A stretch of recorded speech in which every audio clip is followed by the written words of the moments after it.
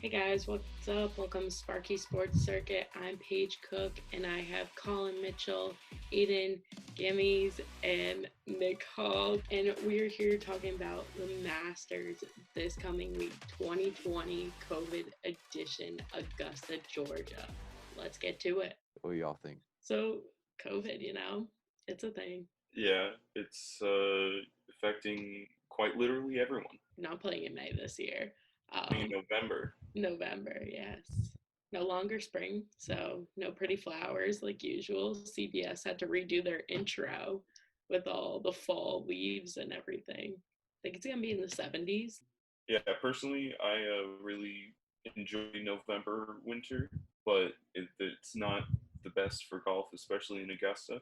Well, we have Wednesday, Thursday, Friday, Saturday, Sunday, all raining. We go in the low 80s to mid 70s. Sounds like conditions might be a little tough.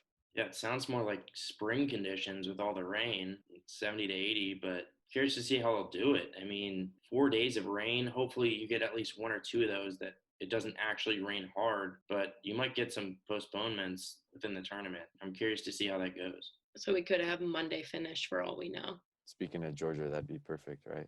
Late finishes and everything. It'd just go along great with what's happening. Also, no fans this year. How's that going to affect the players? Are they going to be upbeat, getting pumped? Whenever I think of fans at Augusta, I think of Tiger Woods or Phil jumping for joy.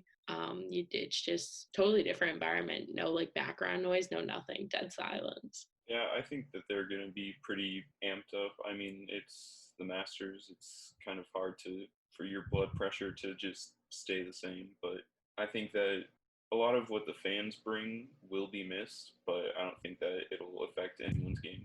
I think I would be more worried about it if this was the first event of the year that didn't have fans, then I'd be more worried about it. This is not the first event of the year, but I do think that it's interesting that you're going to go from an event that just had a bunch of fans in a state that is much more open with COVID protocols compared to Georgia that is probably more in the middle, and then Augusta, which is probably way more strict than any of the other courses that may have been played before. So I think that's something to pay attention to. But I mean, it's golf. These guys are used to the pressure. I don't think having no fans at Augusta changes it. And I think the rain is going to bring more pressure. So I don't think that there's going to be less pressure just because of no fans. Yeah, they're just going to be concerned with all the rain rather than no fans. Do you think because they played in Houston this week that with the fans there could be multiple COVID cases this week? Could we see a few players test positive? And then would that affect how other players are playing? Will we have to suspend the tournament? Will we have to cancel the tournament completely? I don't think that's necessarily the case. Oh, you're always going to get the one or two people that do test positive just out of the blue. But with all the protocols they have in place, even when fans are there, it's not necessarily going to get full contact with the golfers that are on the course. Unless you're Phil Mickelson, and then you always hit it into the crowd, and then you have to play from there. So you might have to worry about Phil, but maybe nobody else. Hits the first shot in the rough, second one on the fairway, third on the green. That's Lefty. good old Phil. That's how he's won a Masters. So speaking of winners, we have picks. Yes. Who wants to share and defend? I'm intrigued to hear why. I want to go first. I'm eager to talk about this because my pick is Bryson DeChambeau. He's coming off a win at the U.S. Open. That momentum will carry him to a win here. And as we were talking about the weather conditions, it's gonna be slimy. It's gonna be rough. It's gonna be cold. The balls aren't gonna go as far. Bryson has a hell of a swing, and he hits very long off the tee. So I think that'll help his balls get further. He's a bit rusty, I think, because he's in between the U.S. Open and the Masters. He's only played one event, but I think that he'll shake off the rust pretty quick. And also, he's been beefing up his body, so he's gonna hit even harder. Those balls are gonna go even further. I'm excited. It's gonna be great. Yeah, we're all curious to see how he does. He's kind of the new age of golf, so. But I have a different pick than you. I'm going to go with a very, very young rising star in Matthew Wolff. He turned pro in 2019, coming out of Oklahoma State University. He was an amateur for a little bit, but finally turned pro in 2019. Went to Westlake High School in California. Currently only has one PGA victory in 2019 at the 3M Open, but this year he has gotten second place twice, one of which at the US Open, and I think he's very much bound to get that first major title.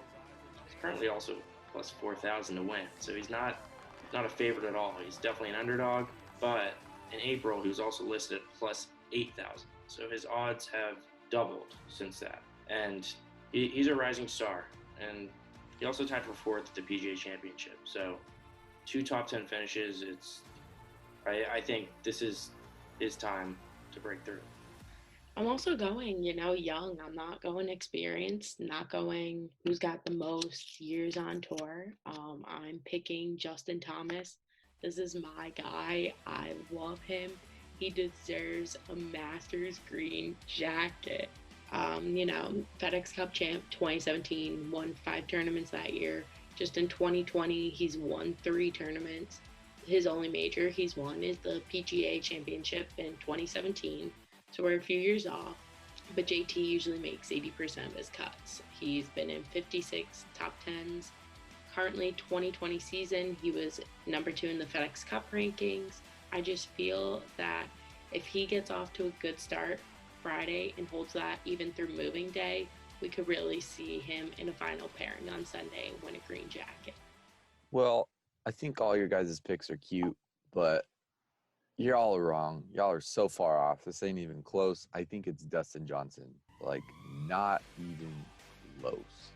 I think that DJ has had this last, I don't know if you call it season. A lot of people are calling it the super season of 2020. Earlier this summer, late fall, whatever, late spring, or whatever, whenever it started, that was one of the hottest streaks of golf I've ever witnessed.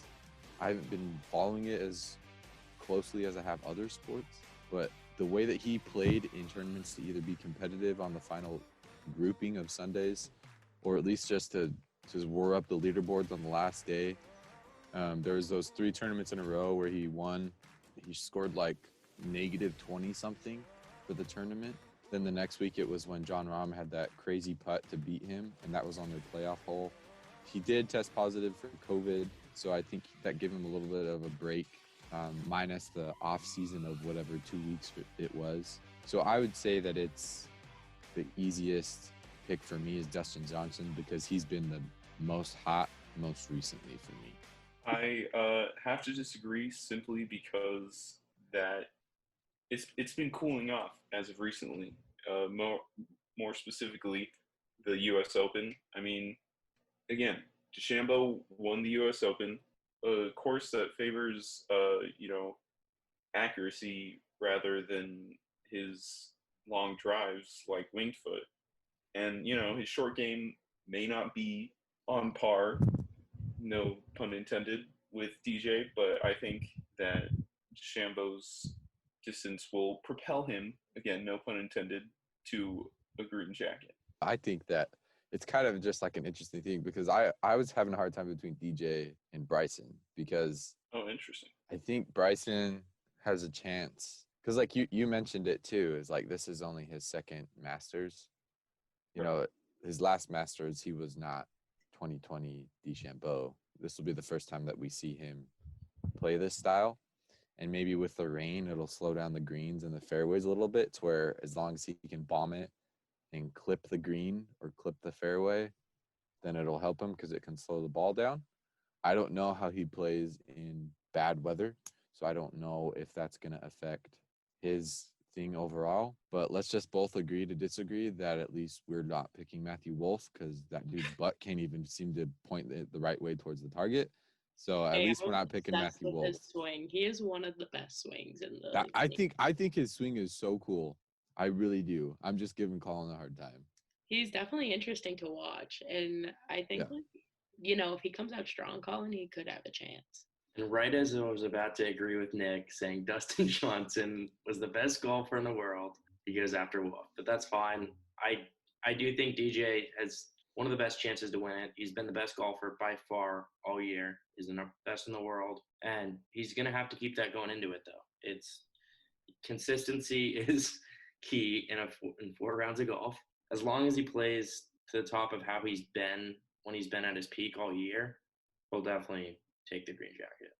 I think COVID too could really hinge. That's going to be a hindrance for him because people don't realize that doesn't just affect you temporarily, that's long lasting, depending how bad he had it.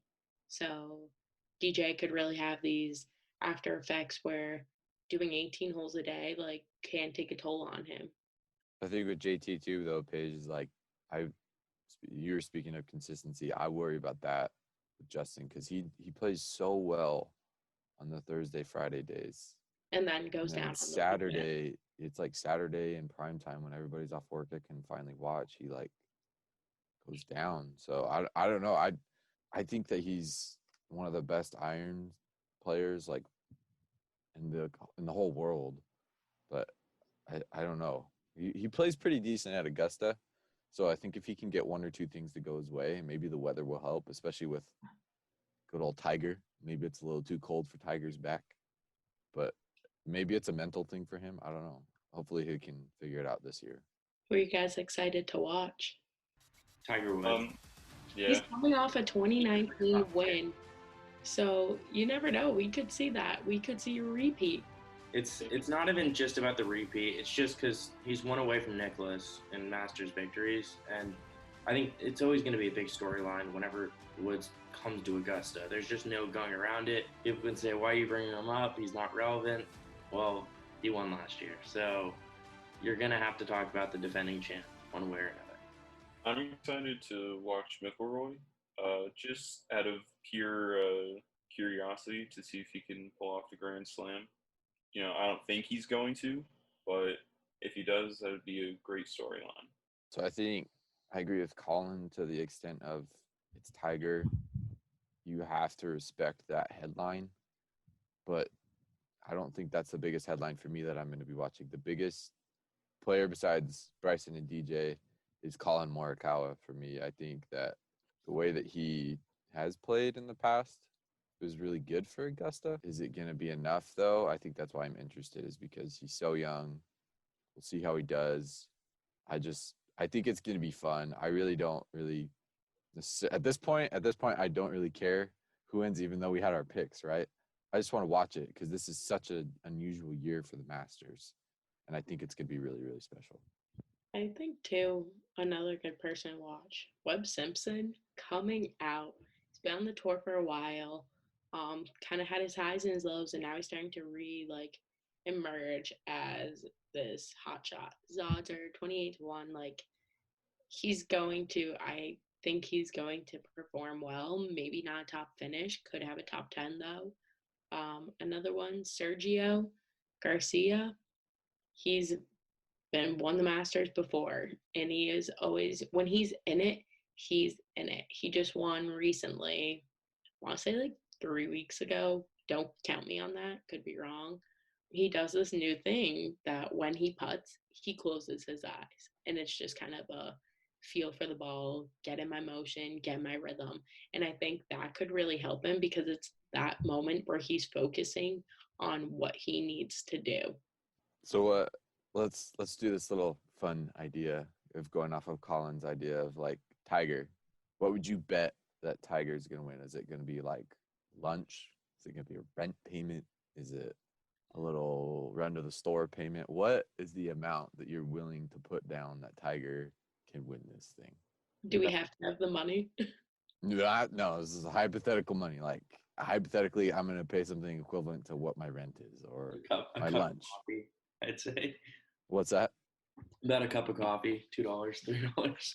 Maybe a pizza. A nice with an extra, the extra topping. That's always extra money. Hey, in this economy, that's a whole lot. I would bet my 50-cent coin that I use to let fate decide when I need to flip a coin. Because even though it's only 50 cents, it's got a lot of meaning to me, but it is only 50 cents. I think I'm I think I'm with Paige. I would bet a McDonald's Happy Meal, so $6 or whatever the hell that is. Not a full combo, just a Happy Meal. Let's be real.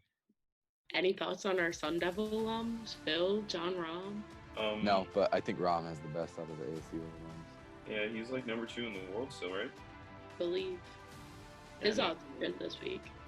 He's up there. Yeah. I mean, if he plays like the BMW Championship again, he could easily pull it out. Forks up. Forks up, baby. Thank you for listening to this episode of the Sparky Sports Circuit podcast with your hosts, Nick, Paige, Collin, and Aidan. Just a reminder, Paige picked Justin Thomas to win the Masters. Collin chose Matthew Wolff. Aidan chose Bryson DeChambeau, and I chose Dustin Johnson. Tune in next week as we do the breakdown of the Masters final. And then please make sure that you subscribe, whether that's through Twitter, Instagram, or YouTube. Thank you. We'll see you next time.